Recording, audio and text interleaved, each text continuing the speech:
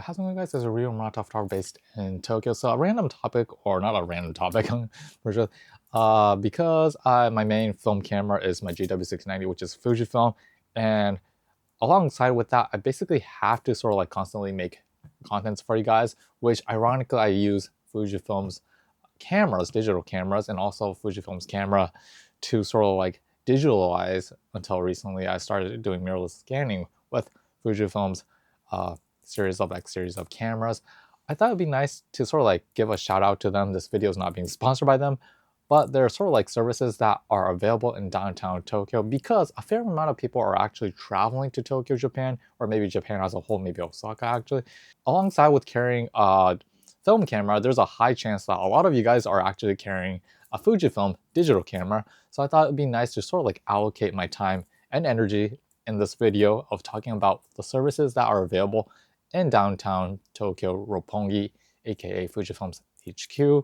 Just talk about them, what kind of services they have in particular, and maybe you might use them or maybe not, but I guess giving you guys that information for you guys as of 2025, due to the fact that no one has made a video on this topic in terms of talking about Fujifilm's sort of like services that are available. So yeah, hopefully this will be super short. But yeah, let's get into it. So right now, as of 2025, Fujifilm has roughly 4 or 5 services that are available. And this is mostly on digital, unfortunately. But I guess their main services is their maintenance stuff. They basically have 2 sort of like service in terms of inspection and maintenance, which is called the X maintenance, and also their professional one, which is called the X Pro maintenance. And after that, we'll be talking about there are various types of service regarding adding additional language to the sort of like cameras, and also they also have a service regarding the XH1. And in the end, I guess we'll talk about a little bit about the GFX Overhaul services that they have as of 2025. You guys probably know or do not know, Fujifilm's Tokyo's sort of like HQ, or as in their sort of like service area, is actually located in Roppongi Station, and it's actually located in this area called Roppongi Midtown actually, which is roughly 5 or 10 minutes away. You can get it off from various types of train stations, the Hibiya line, Oedo line, or the Chiyoda line. You can basically access from those 3 stations, roughly 10 minutes walk from there, and it's basically on the first floor. Ever been to Fujifilm's Square, which is their official name, in Roppongi?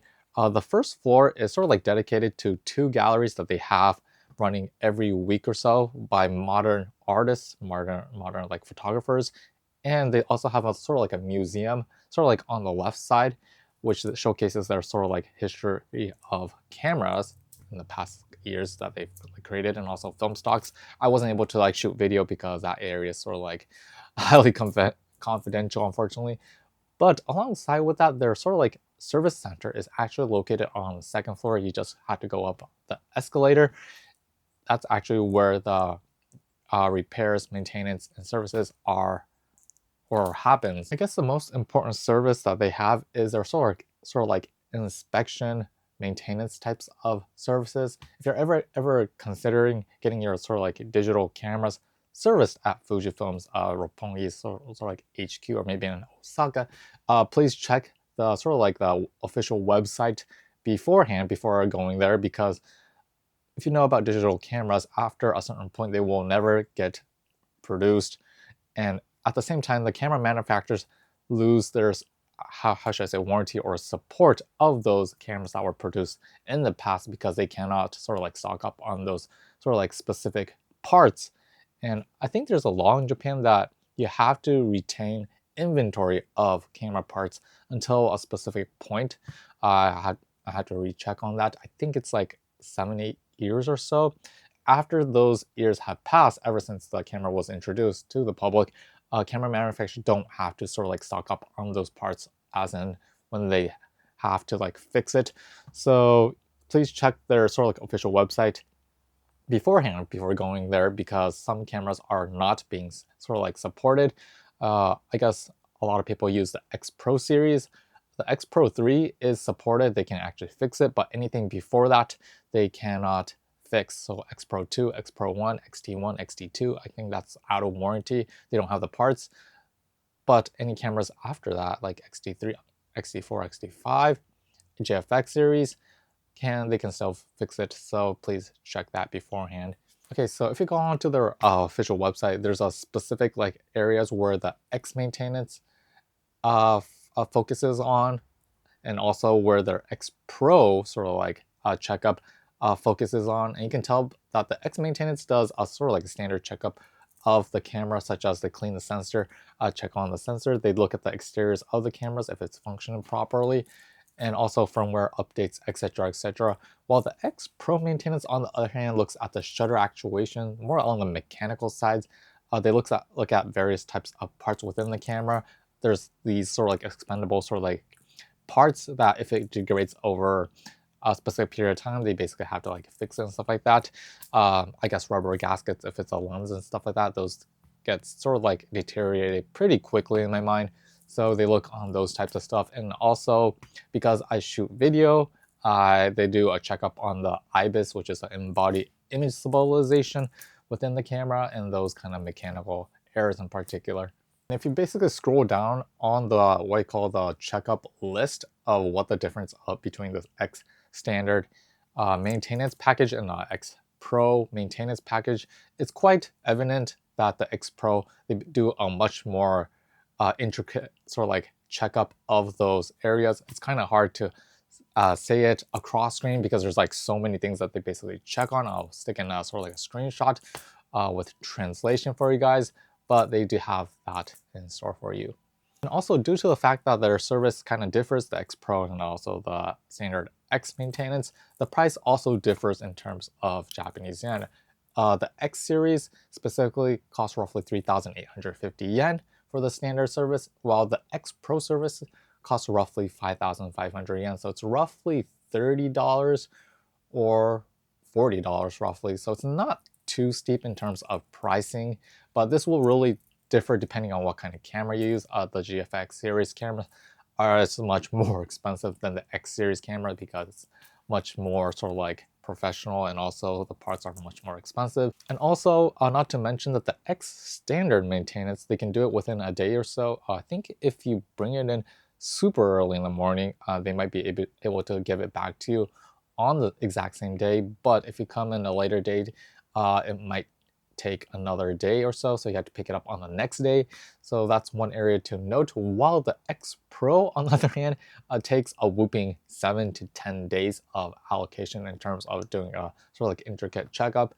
So this is actually one of the areas to like point out that if you're like staying in Tokyo, Japan, or in Japan for a significantly longer period of time, the X Pro might work, but it takes quite a long time to do the checkup. And getting the maintenance out of the way, we need to talk about the language that they also do as a service. And if you guys look at the official website in Japan, and both Osaka and the Roppongi shop, you can actually add extra languages to your Fujifilm cameras. And because like 100% of my digital cameras is purchased in Japan, I guess the configuration of Japanese sold cameras in North America is a little bit different. Interesting enough, the Japanese sold cameras, when you look at the language, it's interesting to see that they have a bunch of languages that I can choose from. However, if I'm right, the ones sold in North America, I think you guys only get English and Japanese. I'm not sure, I might be wrong, please point that out. But on Fujifilm sort of like service that are available, you can actually add additional languages if English or Japanese is not your like first native language. I'll just go super fast. You can add the classic like French, Spanish, and more minor languages such as Russian, Poland, Swedish, Finland, Slovakian, Serbian, and Ukraine, which if you pay 5,000 yen or so, you can add that to your sort of like digital camera, and you can basically use it as your sort of like main language, which if I change it to like Ukrainian or some kind of other language, I won't understand what the shutter is. So that service is available, but there's a downside. It actually takes roughly about a week or so to have this implemented. I don't know why it takes roughly 1 week or so, but that service is also available. Service that Fujifilm has within their sort of like headquarters, both in Osaka and also in Roppongi, is that they have this weird service called the XH1 shutter adjustment service. which I do not know why they have it, but if you guys do not know, XH1 is sort of like their flagship camera, which was introduced a couple of years back now. It's XH2, but this only applies to this one specific camera, which is the XH1, which you can basically adjust the shutter when you press a digital camera's like SLR, maybe mirrorless camera. When you half press it, the autofocus engages, and when you fully press it, the shutter actuates. You can basically sort of like tinker around with the leeway of the shutter button for only the XH1. I don't know why it's just XH1, but if you press it lightly, you can sort of like adjust it. They can actually adjust it to sort of like engage the autofocus, and if you half press it or maybe press it to 2/3, you can actuate the shutter. I think they know how to sort of tinker around with that leeway. Actually, for some people, I guess you guys want to like fully press the shutter to engage it, whilst there are some people, a minority of people, who don't like that, so they can half press it to actuate the shutter and stuff like that, and also the autofocus, maybe 1/3 the way. So that services is also available for a minority of people. Okay, so last but not least is their overhaul sort of like services regarding the GFX cameras. This only applies to GFX cameras. I'm not sure if they do overhaul services for the X types of cameras. They only have the X Pro service maintenance and also the X standard sort of maintenance, which basically lightly checks it. No overhauling, unfortunately, unless if it's a serious damage that happened. But GFX cameras, on the other hand, because a lot of professionals in the field, both in the, I guess, in the field outside, and also a lot of like architectural photographers who use GFX types of cameras, they get abused much more frequently. Thus, overhaul series overhaul services is sort of like essential, and they basically take it in and kind of overhaul it if you have any kind of issues, and they can basically pick up on any kind of like minor defects and kind of fix it along the way. This is kind of interesting because if you guys know about GFX cameras, they up until this point they have a lot of cameras that they sold from the GFX original 50S. Now they have the 100S2, and also you guys probably know a lot of people still love the GFX 50R. The price is actually fluctuating quite a bit actually, and it's kind of interesting to see that the GFX S100 100S2 is actually one of their cheaper sort of like in terms of cost, in terms of sort of like overhauling, compared to their older cameras such as the GFX 50R that some people use. GFX 50R is actually on the more expensive side, but thinking that it is already sort of like they stopped producing it, I guess it's kind of adequate in a sense. But when we look at the price, it's quite a bit in terms of my pocket money. It's like roughly $1,000 in terms of sort of like overhauling. But for some people, it's kind of worth it. So I think it's like worth considering, because there's some people who actually use GFX cameras to scan their fully blown out 4x5 or maybe 8x10 negatives, or maybe monochrome black and whites. So yeah, that service is also available. And also, not to mention that along with the GFX camera bodies, they also do GFX lenses overhaul services which are available. So if you frequently use and abuse GFX lenses, that services is also available.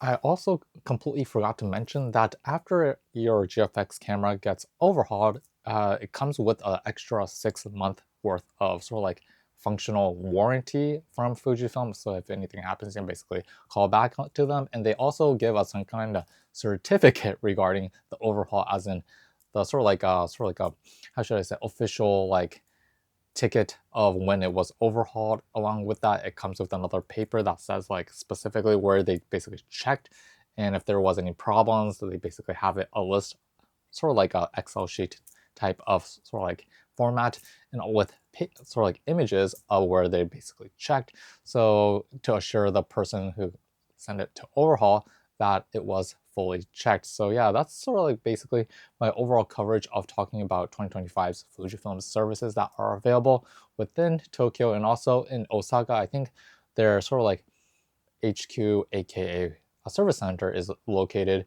in Honmachi Station, roughly 10 minutes away.